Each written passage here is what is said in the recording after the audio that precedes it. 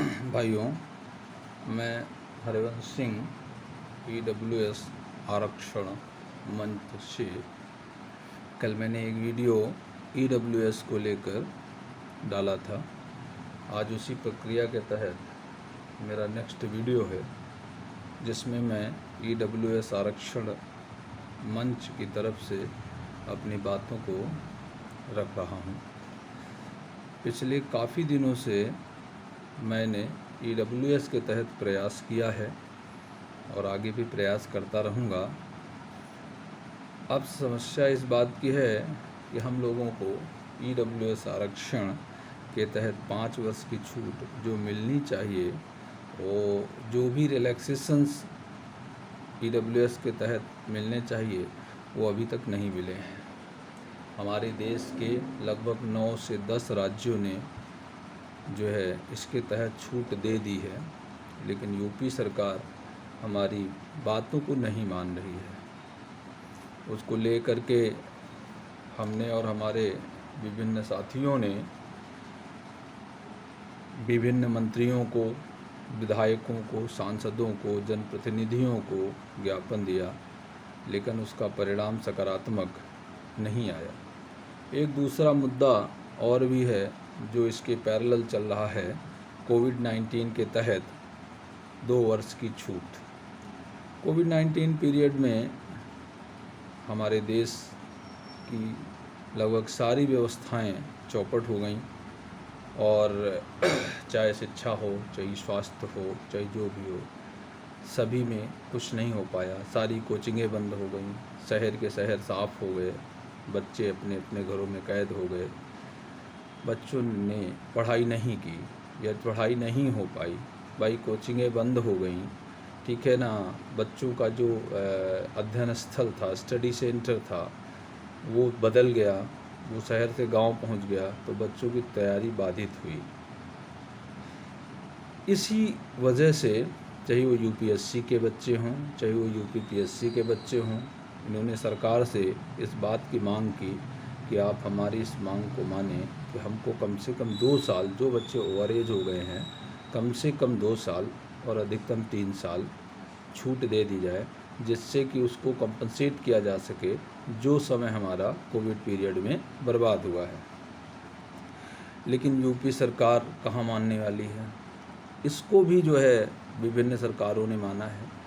Even BJP की सरकार जो कि MP में है, उसने भी इसके तहत छूट दी है, हरियाणा ने भी दी है, राजस्थान ने तो सब कुछ दिया है।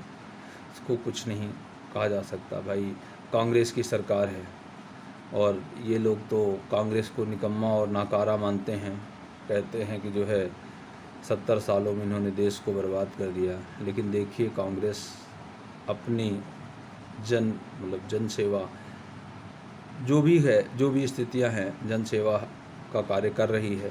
भाई राजस्थान में उनकी सरकार है, राजस्थान में उन्होंने EWS के तहत 5 साल की छूट दी है, 2 साल की छूट कोविड-19 के तहत सभी परीक्षाओं में दे दी है। ओल्ड पेंशन योजना को बहाल कर दिया है। छत्तीसगढ़ में इनकी सरकार है, छत्तीसगढ़ में इन्होंने ऐसा ही किया है। अब गुजरात और हिमाचल में इलेक्शन है, वहाँ पर भी इन्होंने ये घोषित किया है कि ऐसा कर देंगे, लेकिन बीजेपी सरकार ऐसा नहीं करेगी। मेरे एक मित्र हैं, कल के वीडियो पे उन्होंने कहा कि भाई हरिवंश जी, आप सरकार के अगेंस्ट बोल रहे हैं और हमको सरकार से ही छूट लेनी है।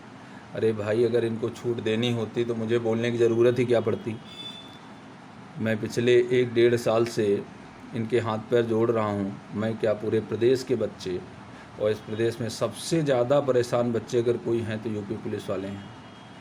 वो बेचारे इनके हाथ पैर जोड़ रहे हैं। इतनी निरंकुशता प्रजातंत्र में अच्छी नहीं होती। प्रजातंत्र इतना निरंकुश कैसे हो सकता है? इन्होंने तो प्रजातंत्र की परिभाषा ही बदल दी है। सदन में खड़े होकर ये जो बोलते हैं उसको सुन के शर्म आती है मुझे कि अरे आप जो है जनप्रतिनिधि हैं, ये कहते हैं कि प्रजातंत्र है। कौन सा प्रजातंत्र है? इनके विधायक सदन में बैठ कर के गेम खेलते हैं। इनके विधायक सदन में जब चर्चा चल रही होती है जनता की, तब वो तम्बाकू बनाते हैं। और ये कहते हैं कि हम जो है प्रजातंत्र के रक्षक हैं और कांग्रेस ने पूरे देश को जो है बर्बाद कर दिया था, तो 8 सालों में इन्होंने उजागर कर दिया है उसको।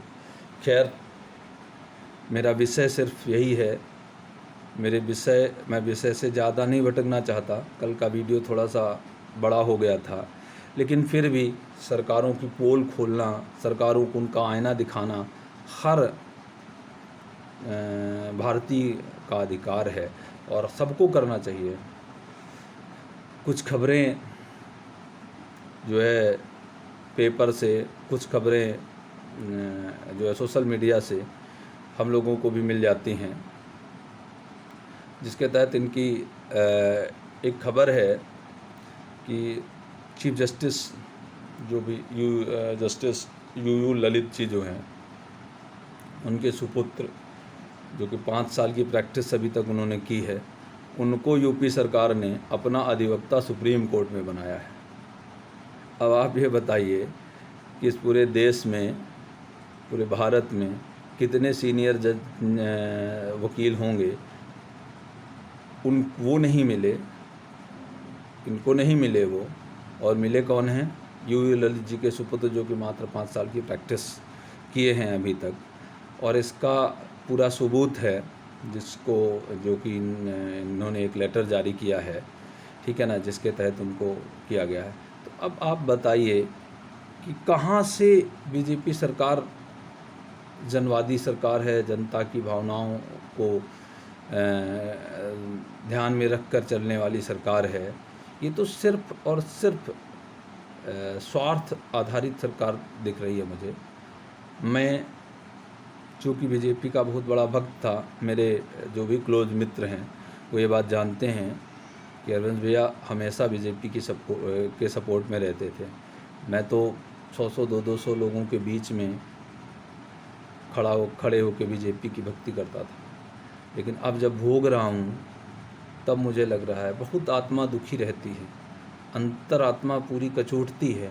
अरे आपको क्या लगता है कि जो बच्चे बेचारे अपनी उम्र सीमा में छूट मांग रहे हैं और जो बच्चे बेचारे 10वें बरस से इलाहाबाद के छोटे छोटे कमरों में रह करके तैयारी कर रहे हैं, वो सब बेकार हैं?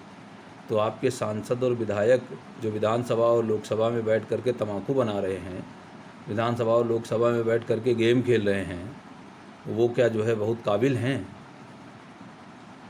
अगर इनको उम्र में छूट नहीं चाहिए, ठीक है, तो आप लोग क्यों जो है 70-70 सालों से 75-50 सालों में वहाँ बैठे हुए विधानसभाओं में? आप भी हटिए, अपने लिए भी जो है नियम कानून रखिए ना। वहाँ पर क्यों नहीं उम्र सीमा है? वहाँ पर भी उम्र सीमा को जो है निर्धारित कीजिए ना। लेकिन वहाँ आप नहीं करेंगे क्योंकि वो अपना स्वहित है। अगर आप इतने ही पारदर्शी हैं, आप भाई बीजेपी अपने आप को ये कह के आई थी ना कि ये बहुत ज़्यादा पाक साफ है और देश की सारी राजनीति जो है वो इतनी बुरी है कि पूछो मत। और ये आए थे पूरी राजनीति को बदलने, और इन्होंने इतनी बुरी तरीके से बदला है जिसको रिकवर होने में कितना समय लगेगा भगवान जाने, मैं कुछ कह नहीं सकता। लेकिन फ़िलहाल मेरा मुद्दा सिर्फ यही है, और अपने सारे भाइयों से, अपने सारे मित्रों से हाथ जोड़ के यही विनती है कि आप सब लोग भी प्रयास करिए। सोशल मीडिया एक बड़ा सहारा है जो कि हमको हमारे उद्देश्य तक पहुंचा सकता है।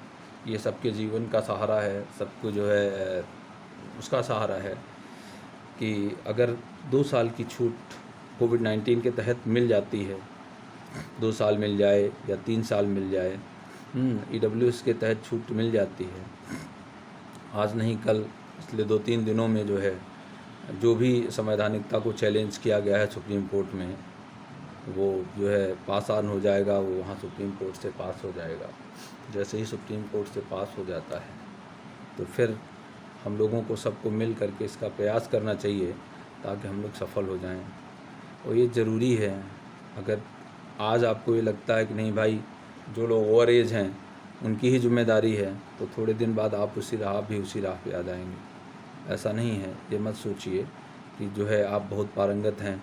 सभी लोग मिल करके सब सहायता करिए, एक दूसरे का सहयोग करिए, सरकार के अगेंस्ट जो है प्रोटेस्ट करिए। भाई हमारा ये अधिकार है। कल मैंने एक बात कही थी, सड़क पे संसद चलाने की, वो कॉन्सेप्ट बुरा नहीं है, वो बहुत अच्छा कॉन्सेप्ट है भाई। जब सरकारें इतनी निरंकुश हो जाएं, हमको अपने इतिहास से सीख लेनी चाहिए कि अभी तो हम प्रजातंत्र में जी रहे हैं, कह रहे हैं कि हम प्रजातांत्रिक देश में रह रहे हैं, कहते तो हैं ही लोग कि हम प्रजातंत्र में रह रहे हैं, भाई वोट का अधिकार है तो प्रजातंत्र है ही। तो फिर प्रजातंत्र में रहते हुए कि अगर हमारी सत्ता निरंकुश हो जाए तो उस पर अंकुश लगाने के लिए हमारे पास अधिकार हैं, हम संसद को सड़क पर चलाएंगे। आप एकजुट होइए, आप सभी लोग एक दूसरे का सहयोग करिए, खासकर जितने भी पढ़े लिखे लोग हैं, जो सारी चीज़ों को समझते हैं। हम और आपने सब ने संविधान पढ़ा है, संविधान को अच्छी तरीके से समझा है, और अगर समझा है और पढ़ा है तो हम अपने अधिकारों के तहत सरकार से मांग क्यों नहीं कर सकते। ये हमारा दायित्व भी है और हमारा अधिकार भी है।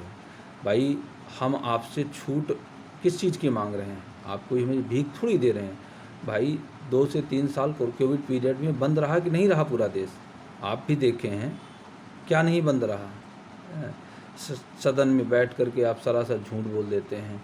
आप कहते हैं कि मैंने ये भर्तियाँ कर दी, आपने वो भर्तियाँ कर दी। चलिए एक बात याद आ गई, आज पेपर में दिया हुआ था कि योगी बाबा ने जितनी बातें कही थी कि हम इतना रोज़गार देंगे, वो केवल यूपी SSS ने पूरा कर दिया है। उतना रोज़गार यूपी SSS ने दे दिया है। कल युवा अधिकार मंच के तहत जो यहाँ पर संगोष्ठी हुई थी, उसमें मेरा एक मित्र था, उसने सब बताया और ख़ुद मैंने भी देखा है कि आज तक कम से कम 2016 15 की भर्ती जो है यूपी SSS में लटकी हुई है। पिछले 6 7 8 साल से अभी तक मुझे नहीं लगता कोई भर्ती पूरी कंप्लीट हुई है यूपी SSS की। यूपी SSS को तो पूर्णतः भंग कर देना चाहिए, कोई भी उसके होने का कोई मतलब नहीं है। यूपी PSC से जो लोअर का पेपर होता था, लोअर एग्ज़ाम होता, लोअर PCS का एग्ज़ाम होता था, उसको यूपी SSS को दे दिया गया। अब आप देख लीजिए कि इसका लोअर PCS जो यूपी SSS 6 महीने में, यूपी PSC 6 महीने में कंप्लीट कर देता था, 6 से 7 महीने में, बहुत ज़्यादा 1 साल, उसको 4 5 साल लगा रहे हैं और कंप्लीट नहीं कर पा रहे हैं। तो यूपी SSS तो पूर्णतः भंग करने योग्य है, नो डाउट। वो केवल आम जनता का, हमारे टैक्स का पैसा जा रहा है, कुछ नहीं है, उसको भंग कर देना चाहिए। उससे कुछ भी होने वाला नहीं है। कोई भी भर्ती, एक तो इतना भ्रष्टाचार है वहाँ पे, आप इंटरव्यू दे करके आइए। मैंने खुद वहाँ पर कई इंटरव्यू दिए हैं, यूपी PSC में मैंने इंटरव्यू दिए हैं, ठीक है। तो सफलता और असफलता अपना अपना व्यक्ति का जो है भविष्य है, भाग्य है, कौन कब सफल होता है, कौन कब सफल नहीं होता है। लेकिन मेरा सिर्फ कहना ये है कि आप सभी लोग एक हो जाइए, और सबसे मेरा विनम्र निवेदन है कि आप लोग साथ आइए, सहयोग करिए।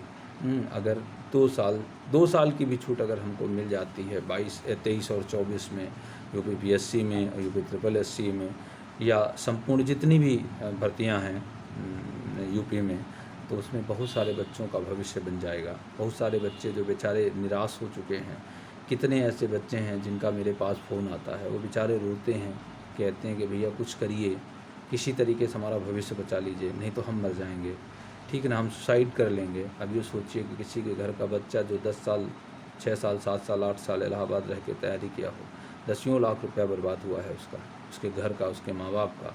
अगर वो बच्चा हाथ से जाता है तो माँ बाप के ऊपर क्या उसका असर पड़ेगा।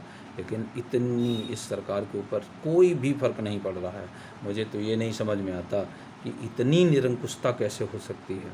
लेकिन ठीक है, जो भी है, फिर भी मैं एक बार प्रजातांत्रिक राज्य और देश में का निवासी होने के नाते मैं ये कह रहा हूँ कि भाई हम सब लोगों का दायित्व है कि हम जो है एक बार फिर सरकार से गुजारिश करें कि भाई आप हमारी बातों को मानें।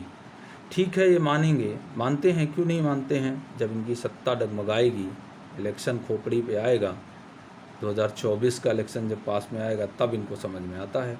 क्योंकि इनको तो सिर्फ सत्ता की लोलुपता है ना, इनको जनता से कोई लेना देना नहीं है। इनका उद्देश्य सिर्फ और सिर्फ एक है कि हम किस तरीके से सत्ता में बने रहें।